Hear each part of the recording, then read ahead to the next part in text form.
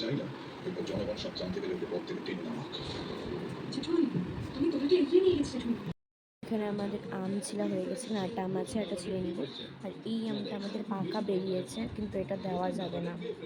এই আমটা পাকা বেরিয়েছে, এটা দিব না। এছাড়া কাঁচা আমগুলো দিতে হবে, একদম যে কচকচা কাঁচাগুলো।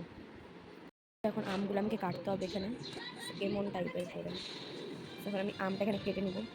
আমটা সেদ্ধ করলাম, টক জলটা বের করে ফেলে দিলাম, আর এলাচ দিচ্ছি।